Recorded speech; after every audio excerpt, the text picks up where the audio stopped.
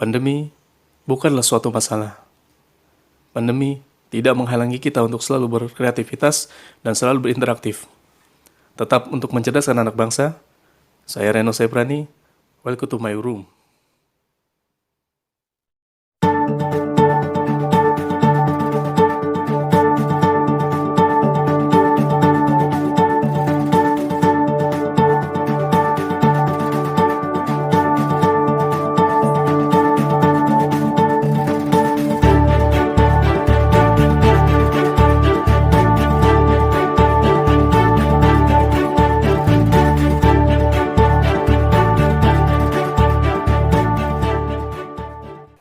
Assalamualaikum warahmatullahi wabarakatuh. Salam sejahtera untuk kita semua.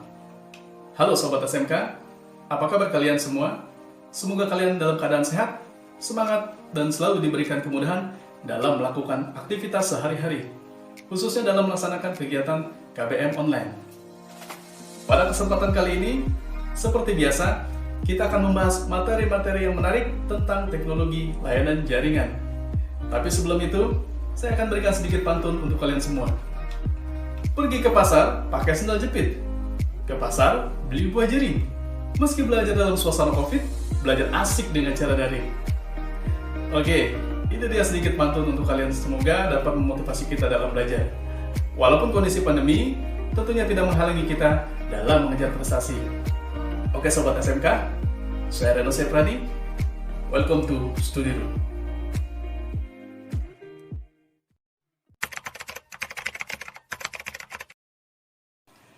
Oke, pada materi pertama yang akan kita bahas dan kita pelajari adalah bab pertama, yaitu tentang keragaman komunikasi. Adapun kompetensi dasar yang akan kita pelajari yaitu di poin 3.1, memahami ragam aplikasi komunikasi data. Di poin 4.1, menyajikan karakteristik ragam aplikasi komunikasi data. Adapun tujuan dari pembelajarannya yaitu, yang pertama, setelah kegiatan pembelajaran, diharapkan peserta didik dapat menggunakan ragam aplikasi komunikasi data dengan benar. Lalu yang kedua, setelah kegiatan pembelajaran, diharapkan peserta didik dapat menerapkan ragam aplikasi komunikasi data dengan tepat. Yang ketiga, setelah kegiatan pembelajaran diharapkan peserta didik dapat memproduksi karakteristik ragam aplikasi komunikasi data dengan benar.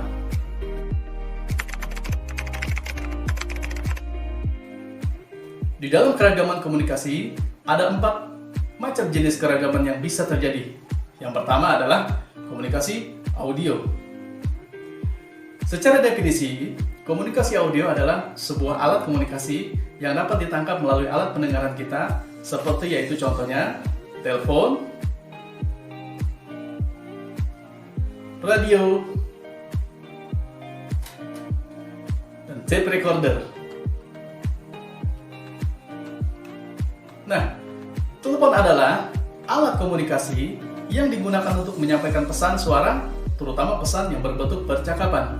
Kebanyakan telepon beroperasi dengan menggunakan transmisi sinyal listrik dalam jaringan telepon, sehingga memungkinkan pengguna telepon untuk berkomunikasi dengan pengguna lainnya.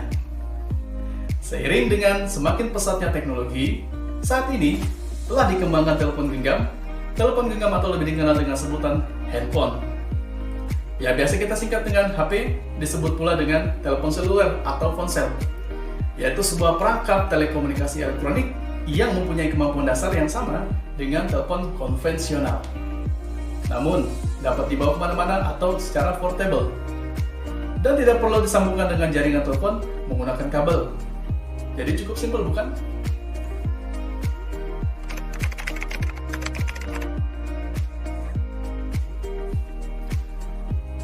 Nah, Alexander Graham Bell yang lahir pada tahun 1847 dan meninggal pada tahun 1922 adalah seorang penemu dari Amerika dan pengajar bagi orang-orang tuli. Dan dia dikenal sebagai penemu telepon. Nah, di mana telepon berasal dari dua kata, yakni tele, yaitu jauh, dan phone, yaitu suara. Sehingga telepon dapat diartikan sebagai sebuah alat komunikasi berupa suara jarak jauh. Yang berikutnya adalah radio. Adalah salah satu jenis media massa yang satu arah yang berperan untuk menyampaikan pesan berupa berita, informasi, dan juga hiburan. Kepada masyarakat dengan jangkauan yang bisa sangat luas, radio telah menjalani proses perkembangan yang cukup lama sebelum menjadi media komunikasi masa seperti saat ini.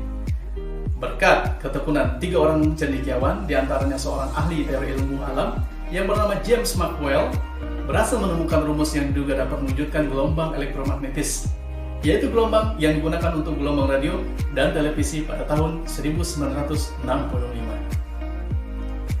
Di antara media yang ada seperti televisi dan media cetak, tentu radio memiliki beberapa keunggulan, di mana dapat diakses secara mudah, tidak diperlukan keterampilan khusus dari halayak yang ingin tuju seperti keterampilan membaca.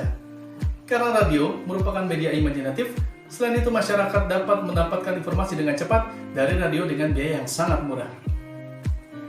Adapun keuntungan dari media masa ini adalah tidak bisa dilihat sehingga merupakan media sekilas atau hanya selintas. Artinya hanya sekali didengar dan tidak bisa diulangi. Selain itu, tidak semua hal bisa diinformasikan melalui radio dan karena sifatnya satu arah, maka tidak teridentifikasi siapa yang mendapatkan atau menerima informasi apa saja atau pesan yang disampaikan. Oke, tentu ada keuntungan komunikasi audio yang bisa kita rasakan. Nah, kita bisa berkomunikasi dengan seseorang di zona yang berbeda atau di tempat yang berbeda, tanpa harus berada di zona atau tempat yang bersamaan.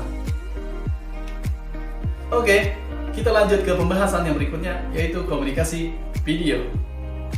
Secara definisi, komunikasi video adalah suatu bentuk komunikasi yang dapat ditangkap melalui penglihatan atau secara visual. Closed Circuit Television atau CCTV adalah sebuah alat yang dapat melakukan perekaman kejadian atau sebuah peristiwa tanpa menggunakan operator.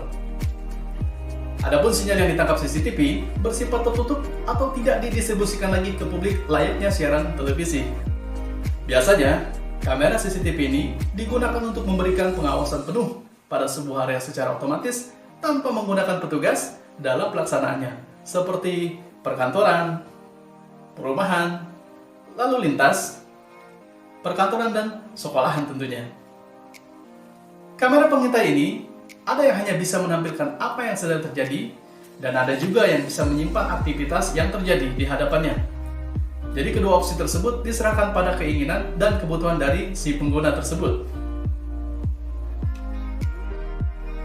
Oke, dan yang selanjutnya adalah komunikasi data. Secara definisi, komunikasi data adalah proses pengiriman dan penerimaan data atau informasi dari 2 atau lebih device alat. Seperti contohnya adalah komputer, laptop, printer, dan alat komunikasi lain tentunya, yang terhubung dalam sebuah jaringan baik lokal maupun yang luas, seperti internet. Pada dasarnya, komunikasi data merupakan proses pengiriman informasi di antara 2 titik penggunaan kode biner melewati saluran transmisi dan peralatan switching. Bisa antara komputer dan komputer dan dengan terminal, atau komputer dengan peralatan atau peralatan dengan peralatan. Nah, beberapa contoh komunikasi data dalam kehidupan sehari-hari adalah yang pertama, tentu ada ATM. Yang kedua, surat elektronik atau email. Yang ketiga, telepon genggam atau handphone. Yang keempat, internet. Dan yang terakhir adalah intranet. Nah, demikianlah materi tentang keragaman komunikasi yang dapat saya sampaikan. Semoga kalian dapat memahami dengan mudah melalui video pembelajaran yang singkat ini. Pandemi tidak menjadi alasan untuk kita belajar apabila kita sikapi dengan bijak dan ada kemauan. Belajar dari online tak kalah menyenangkan, tetap selalu jaga kesehatan dan protokol kesehatan. Saya Reno Saiprani, sampai bertemu di materi berikutnya.